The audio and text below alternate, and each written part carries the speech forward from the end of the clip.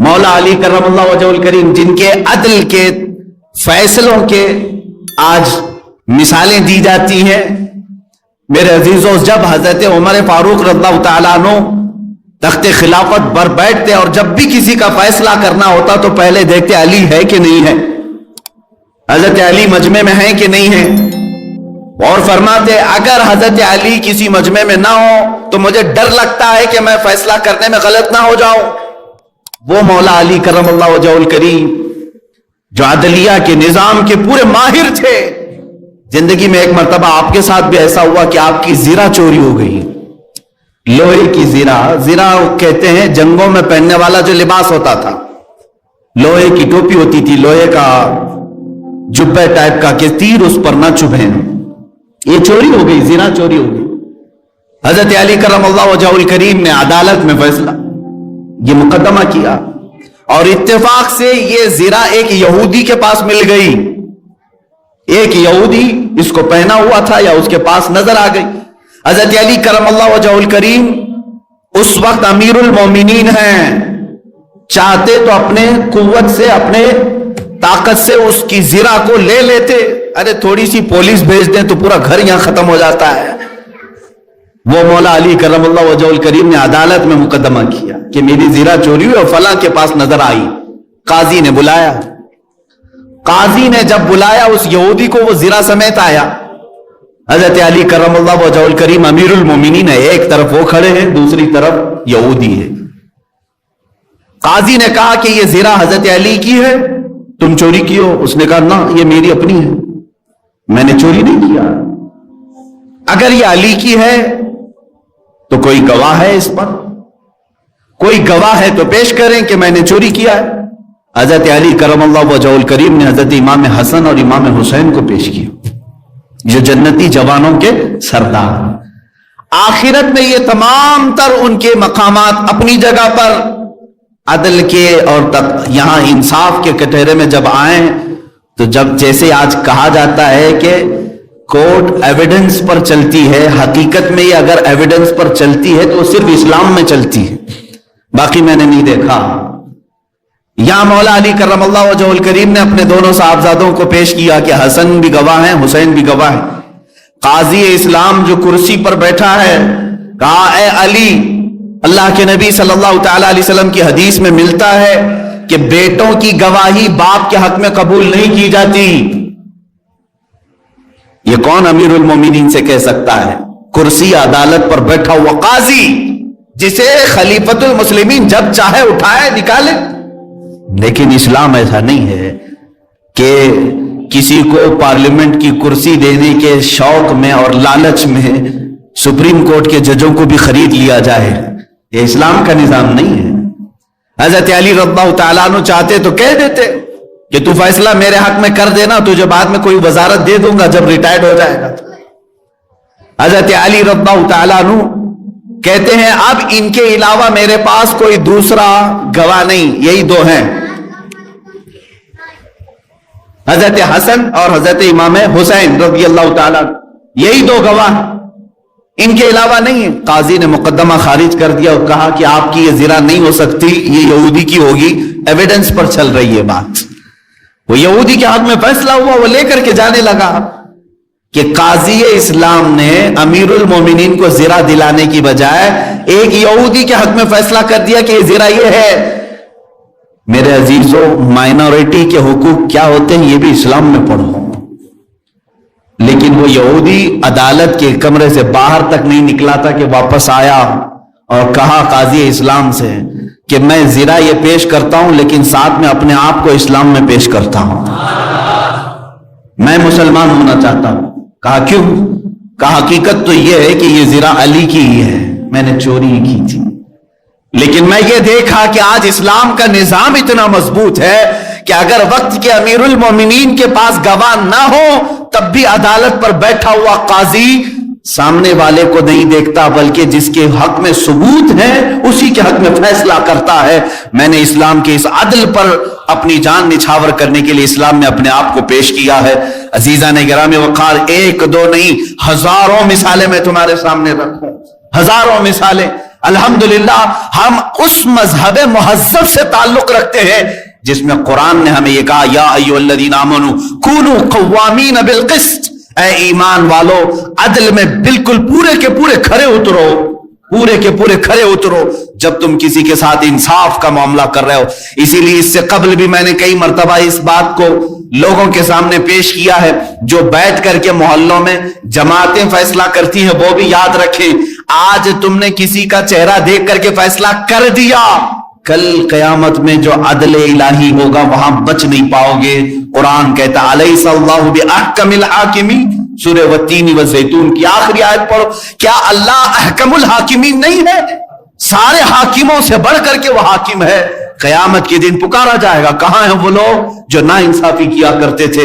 ان کے پیٹ زمینوں پر لٹک رہے ہوں گے، وہ آئیں گے، پکارے جائیں گے، اور اکثر انصاف کی کرسی پر بیٹھنے والے جنہوں نے ظلم کیا ہوگا کسی کے ساتھ، وہ جہنم میں جھونکے جا رہے ہوں گے، دوزخ میں ڈالے جا رہے ہوں گے، اس لیے کہ کسی کے ساتھ انہوں نے حق مارا ہوگا یا کسی کے خلاف فیصلہ دیا ہوگا۔ عزیزان اکرامی، یہ کرسی اتنی ذمہ داری کی کرسی ہے کہ وقت کے امام اعظم ابو حنیفہ رضی اللہ تعالیٰ عنہ کو اس وقت کے خلیفہ نے پیشکش کی تھی کہ آپ سے بڑا فقیہ میں نے کوئی نہیں دیکھا، آپ چیف جسٹس کا عہدہ سنبھال لیں، قاضی القضات کا۔ امام اعظم ابو حنیفہ نے فرمایا کہ میں اس لائق نہیں ہوں، میں قاضی بننے کے لائق نہیں ہوں۔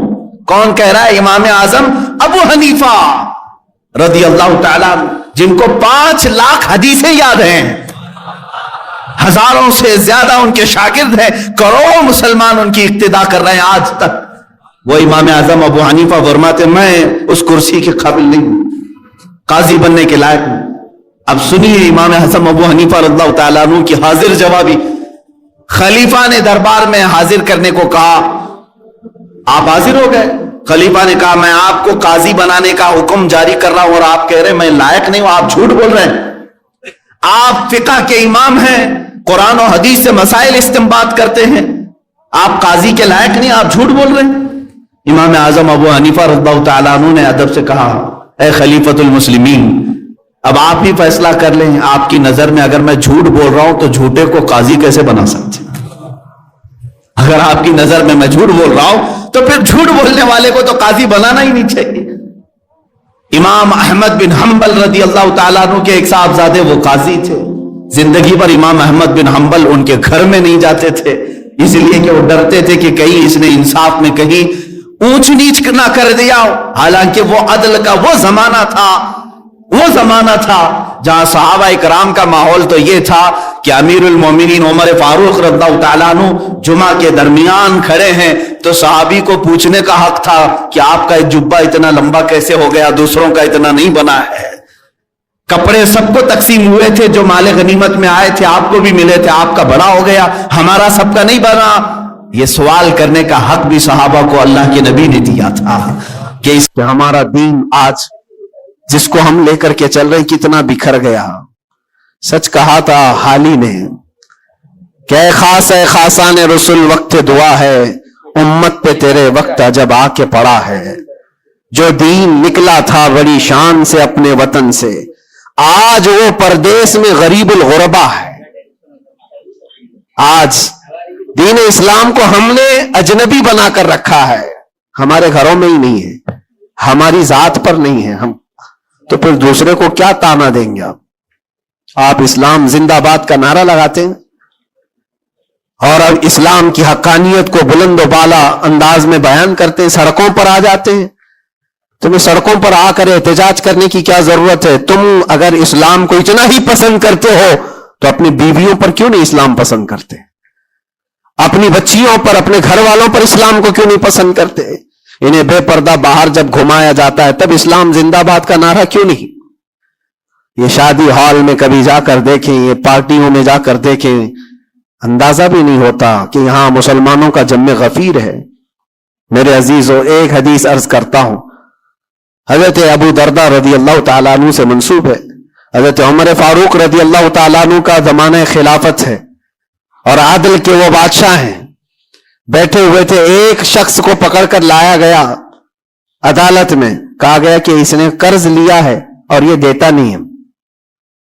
تو جو قرض خواہ تھے وہ بھی صحابی تھے، انہوں نے کہا کہ یہ اجنبی آدمی مدینے کا تو ہے نہیں، لیکن میں نے اس کو پیسے دیے تھے، یہ واپس نہیں لوٹاتا اور آئیں کائیں کرتا رہتا ہے، بہانے بناتا ہے۔ حضرت عمر فاروق رضی اللہ تعالیٰ عنہ نے اس اجنبی شخص سے کہا اب تم کیا کہنا چاہتے ہو؟ تمہیں قید میں ڈال دیا جائے گا، تم اس کے پیسے ادا کرنا چاہتے ہو یا نہیں؟ اس نے کہا مجھے 2 دن کی مہلت چاہیے، میں جاؤں گا اور لا کر کے واپس اس کی رقم ادا کر دوں گا جو مجھ سے تقاضا کر رہے۔ حضرت عمر نے کہا کہ تو جائے گا یہاں سے چھوڑ کر اور واپس آئے گا نہیں آئے گا اس کا کیا بھروسہ؟ کوئی ہے تیری جو ضمانت لے گا؟ یہاں پر کورٹ بھی جب ہمیں بیل لیتی ہے تو ایک ضامن کھڑا کرتی ہے کہ اس کی ضمانت کون لیتا ہے، تو یہ تو پرانا دستور ہے۔ آپ نے پوچھا کوئی ہے تیری ضمانت لے گا؟ اگر تو نہیں آئے گا تو ہم اس کو پکڑیں گے۔ اس نے مجمع میں دیکھا کوئی اس کی پہچان والا تو ہے نہیں، تھا تو یہ مسلمان لیکن اس کے گہرے تعلقات کسی سے ہیں نہیں۔ نظر ڈالا، اس نے کہا میں کسی کو پہچانتا نہیں اس میں سے، اور کون میری ضمانت لے گا؟ صحابہ اکرام بیٹھے ہوئے تھے، سب تو جانتے ہیں کہ ایک اجنبی ہے اور بھاگ گیا تو آئے گا نہیں، لیکن اس کے باوجود ایک صحابی ہیں حضرت ابو درداء کھڑے ہوتے ہیں، کہتے ہیں امیر المومنین میں اس کی ضمانت لیتا ہوں، میں اس کی ضمانت دیتا ہوں۔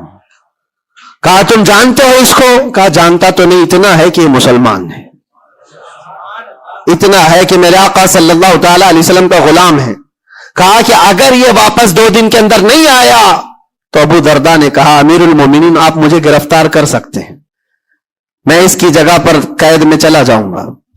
تو آپ نے لکھوا دیا اور اس شخص کو چھوڑ دیا، جاؤ 2 دن کا تمہارے پاس ٹائم ہے، لوٹ آ جاؤ۔ وہ چلا گیا۔ لوگوں میں تو یہی مشہور تھا ایک بار جو چھوٹ گیا وہ عدالت سے واپس کہاں آتا ہے، کب وہ کسی کے شکنجے میں آئے گا؟ 2 دن کا وقت گزر گیا اور شام ہو گئی، وہ آیا نہیں۔ مغرب کا وقت تھا، اس سے پہلے امیر المومنین نے کہلا بھیجا کہ ابو درداء سے کہو کہ اپنی گرفتاری دے دے، جس کی وہ ضمانت لیا تھا وہ آیا نہیں ہے۔ عدالت پھر سے لگی، قرض خواہ جنہوں نے قرض دیا تھا وہ بھی تھے، اور حضرت ابو درداء کو لایا گیا، کہا کہ میں تیار ہوں، وہ نہیں آیا۔ لیکن ابھی عدالت ختم ہونے سے پہلے دیکھا کہ وہ شخص واپس لوٹا ہے، مال بھی لے کر کے آیا اور کہا کہ امیر المومنین مجھے تاخیر ہو گئی۔